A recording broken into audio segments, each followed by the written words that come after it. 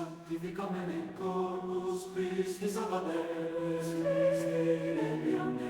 aqua lateis Christi lavame. Chapter 4, Practical Tips on Dating. 3 General Principles. Number 1, always keep your courtship on a high plane. Keep sex in the background. It must not dominate your thoughts and dictate your conduct. The physical must be subordinated to the spiritual because man is a spiritual creature and not mere animal. Allowing your courtship to degenerate to the physical world means a loss of honor and respect. An attraction which springs largely from the physical element of sex is an insecure foundation for enduring friendship and conjugal love. Pure love is the foundation of a happy courtship. The reason why there are so many sinful, saddened hearts in courtship is because too many young men and women fail to distinguish clearly between love and lust. And yet they are as completely different as day is from night.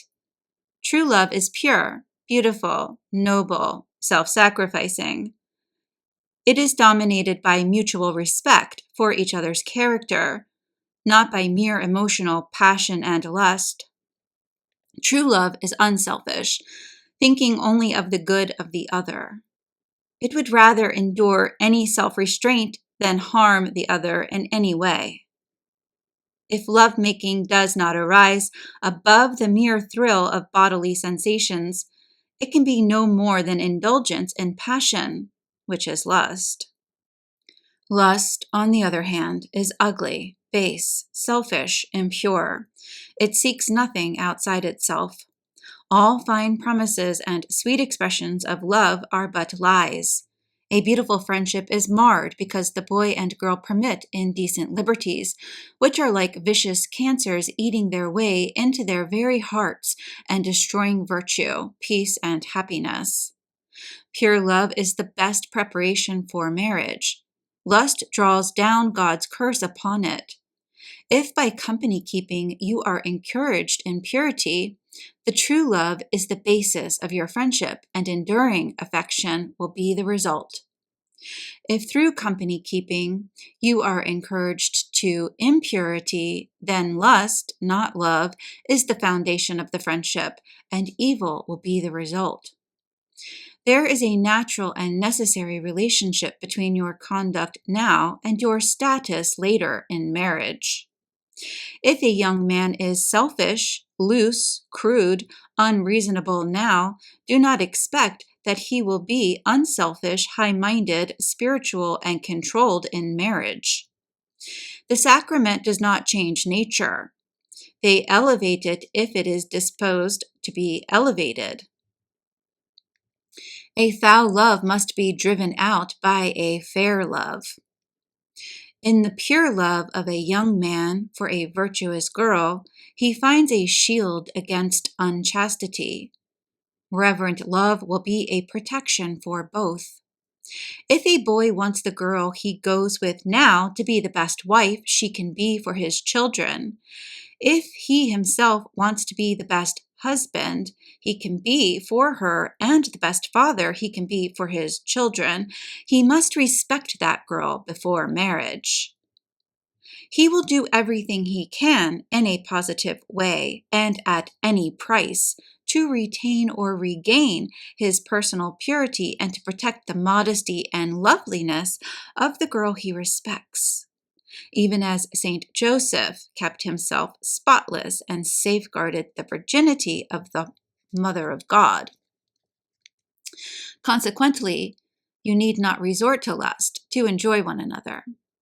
You will find untold happiness in the mere presence of the one you really care for, happiness which arises from the contact of mind with mind, of heart with heart, of personality with personality. This is infinitely more satisfying and enduring than mere contact of bodies. Wondrous beauty can be found in the character of any good boy or girl if you will only patiently look for it. A young man will surely win the heart of a girl if he always acts as a gentleman and places her upon his rightful pedestal of innocence and queenly modesty. In like manner, a girl will command the respect and win the love of a boy if by words and actions she makes it clear that she will not tolerate nor compromise her ideals of honor and integrity. Any momentary weakness may be implied as an invitation to dangerous liberties. Direct your friendship so that it may square with Christ's law of honor and purity in a chaste and noble love. Elevate your love to Christ, that your love may be sweeter and more enduring. Then, leaving one another, you can walk to the communion rail and receive your Eucharistic Lord with reverent minds and chaste hearts. Where chaste love fills your company keeping, courtship becomes an aid to virtue and an encouragement to holiness. Number 2, follow a hands-off policy.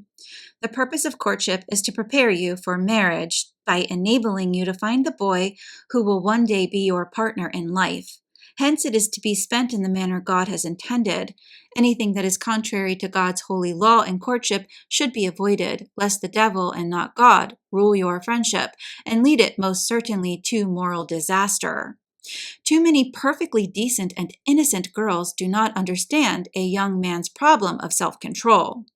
Many dangers and temptations will be avoided if you remember that the physical element of sex is more highly localized in man and that he is more easily aroused, while the psychical element is more pronounced in woman.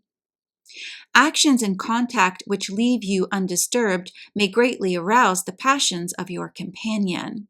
Consequently, be considerate of him as well as of yourself and discourage any liberty which may be an occasion of sin. An earnest word, a look of disapproval, a sudden change in the conversation, a quick and determined step away will be a hint that a decent young man will not fail to take. With his senses restored to him, he will appreciate this firm yet sympathetic gesture and will admire you all the more for it, because he will see that you really want to keep your courtship clean. On the other hand, if you yield to his entreaties for certain liberties, he will be ashamed of himself for his humiliating defeat and disgusted with you, though he may not show it, because you occasioned it. You will equally share in this feeling of shame and disgust, especially if you realize that your womanly modesty should be your greatest treasure. It is therefore wise and even necessary for you to follow a hands-off policy. Respect the person of the friend with whom you are keeping company and make him respect you. Do not try to set him and yourself as well on fire by exciting desires which cannot be satisfied save at the expense of all that you both should hold dear. Love should occasion happiness, not pain. So do not torture your friend by inflicting on him restlessness and a disturbed conscience. To refrain from the defilement of the good and to allay lust in the hearts of men is the greatest human victory that woman can win over man. She then becomes close to the angel in appeal. Number 3, plan your dates. If you have to plan the prolonged date that is marriage, you are smart if you plan for even the brief date on a day or an evening together. A marriage without interests or things to do is dull and dangerous. To go off on an unplanned date with nothing in particular to do is also dull and often dangerous. At the end of the date, the boy finds that he has spent a lot of money on a lot of things that did not give either of you a great deal of fun. The girl finds that she is expected to accept or is forced to resist a vigorous effort on his part to fill out a flat, unplanned date with adolescent lovemaking. Dates are successful when they are planned. That means that you ought to look around for unusual and interesting things to do, novel places to visit, pleasant things to talk about. But a date is not merely a recreation quest. Dancing, the theater, the movies, going places. A date really is anything that two or more people enjoy doing together. Real fun is found not on dates where a lot of things are done for you, but on dates where you are doing things yourself. Dates lose their charm if you assume that they must be expensive. You can have more fun walking with someone you like than you can dining at a fashionable restaurant, paying a heavy cover charge, and checking an expensive menu merely to impress someone who may not even want to be impressed. A bankroll is not the essential factor of a good time. A girl who has a lot of money spent on her before she has a good time on a date will make a nagging, money-digging, selfish sort of wife. A boy who will not ask a girl out unless he has a pocketful of money is a show-off. Worthwhile girls do not expect a man to spend a lot of money on them. Be honest about the fact that you have not a lot of money to spend. Your city is full of places to go and things to do that do not cost much more than a little walk or car fare. You can spend very happy hours wandering with a pleasant companion through a park, an art gallery, a museum, an industrial center, a beautiful church, or listening to a good lecture or a band concert. Hobbies can enter into the schedule of dates. Things you do extremely well, things you are interested in collecting. A girl should be interested in what interests the boy she likes. A boy probably gets more zest out of his hobby if he thinks that some pleasant girl is interested in it too. It is often advisable to add another couple to your dates if you find each other a temptation or danger. This is better than giving up dating altogether. This self-chaperoning often eliminates a lot of problems for the boy and the girl. Be interested in foursome or sixsome dates. Talking is simpler and there is more fun. It ceases to be a dialogue, or worse, a monologue. Double dating need not be expensive if expenses are shared. Temptation is much less likely when there is a small crowd. Then two, a foursome or a sixsome on a date can take part in games, which is often very exciting. All this means more dates at home, more dates where money does not have to be considered, where the radio brings the music of the greatest name orchestras in the nation right into your living room, where a recording machine and a supply of records keeps a crowd going for an evening, where a homemade sandwich tastes delicious, where the piano becomes the center of fun, and a crowd put their heads together to sing to their own delight. Thus, dates could be built around that very normal love that both boys and girls have for good, youthful talk. This sort of date will cut the occasion for adolescent lovemaking to a minimum. Your dates will be happy if they are sinless. The people you go out with should be better because they were with you. Do not permit yourself to be touched by any of the things that make so much modern dating ugly and perilous. Too much drink, dirty stories, disgusting dances, questionable taverns and roadhouses, sin and all its ugliness. Foresee and guard against the dangers that might spoil your dates. Always take Jesus and Mary along with you on your dates. They are deeply happy to see you happy. There is something terrible in the thought that while sorrow often drives young people to the feet of Christ and Our Lady, good times are often occasions for driving Jesus and Mary from their side when they hold out their arms to evil. When you are going out on a date, why don't the two of you make a call on Christ in the tabernacle? You should make a date to go to benediction, to the novena, to May devotions, to confession, to a special sermon, as naturally as you go to a movie or dance. Make a date to go to Mass and Holy Communion together before you start off on your hike, your picnic, your day in the country. You can do nothing better than to make dates that include Jesus and Mary. There is no better company.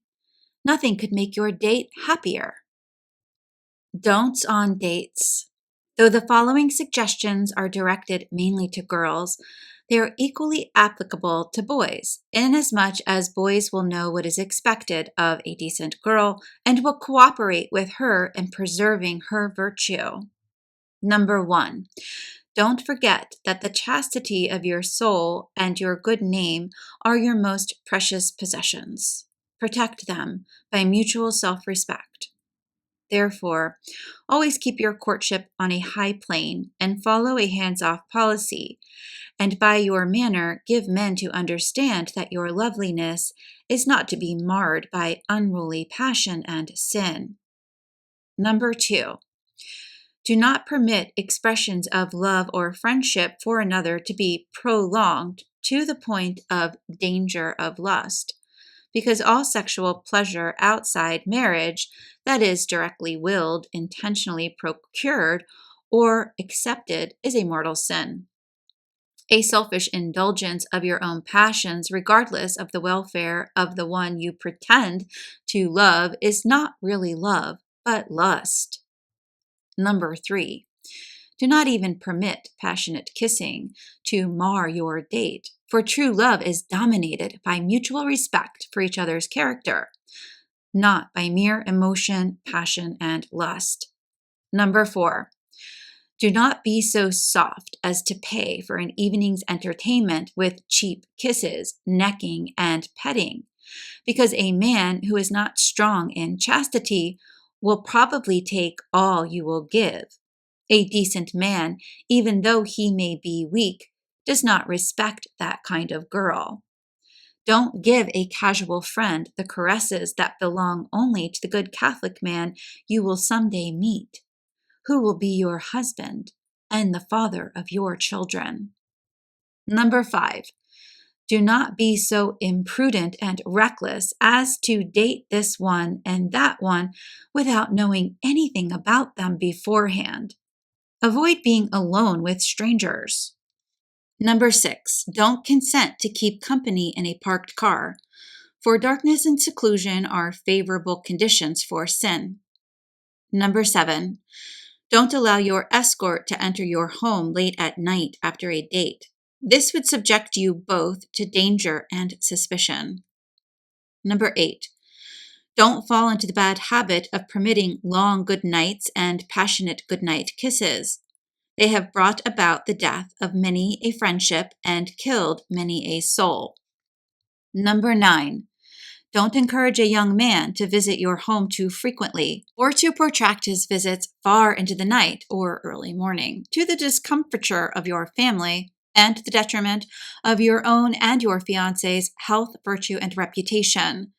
Turning night into day 3 or 4 times a week in courtship is not a good recipe for the preservation of health or the increase of corporeal fitness. This is particularly true if the long visits are accompanied with an emotional strain. Number 10. Don't seek out or continue companionship with others whom you know to be inclined to evil jests and words. Never let your date be marred by a single filthy story, but show your displeasure at once. Number 11. Don't take part in dances that may be a source of temptation to yourself or others. In dancing, don't hold your partner too tightly, lest you become an occasion or a cause of sin. Number 12. Don't go see movies rejected by the legion of decency. Even those that are partly objectionable should be avoided. Number 13. Don't frequent taverns or roadhouses of questionable character. This is a disgrace to womanhood. Number 14. Don't drink intoxicating liquor. It prepares the way for immorality by arousing the passions, blurring the mind, and weakening the will. Number 15. Don't dress unwisely, so as to invite lustful interest, but becomingly, so as to accentuate your best gifts. Number 16. Don't smoke, not because it is morally wrong, but because it cheapens your personality and detracts from your womanly charm. 17. Don't hold to the opinion that the only enjoyable date is an expensive date. Real fun is found not on dates where a lot of things are done for you, but on dates where you are doing things together. Get interested in foursome or sixsome dates. They cut the need for adolescent lovemaking to a minimum. Number 18. Don't fail to avoid dangerous occupations in courtship or permit yourself to be too much alone. Rather, take part in healthy, worthwhile hobbies and pastimes, which you find mutually delightful and which you can indulge without loss of mutual esteem or virtue. Enjoy good music. Read and discuss worthwhile literature. Attend respectable dances and social pastimes, preferably such as are given under Catholic auspices and with proper supervision. Frequent unobjectionable shows on the stage or on the screen. Go on hikes with other young people and take an active interest in various wholesome sports. Number 19. Don't be so snobbish as to think that the social activities of your parish church are not good enough for you. You should feel privileged and honored to contribute to others' success by your presence and cooperation. 20. Do not get involved in a friendship that may result in a mixed marriage, for married life is difficult enough without having a difference of religion and moral outlook as a cause for further trouble, such as the question of divorce, birth control, Catholic education. Number 21. Don't disregard the voice of your conscience upon returning from a date.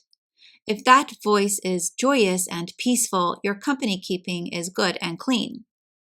If it is sad, remorseful, accusing, something is wrong in your company keeping, something that must be corrected at once, or else the company keeping must cease.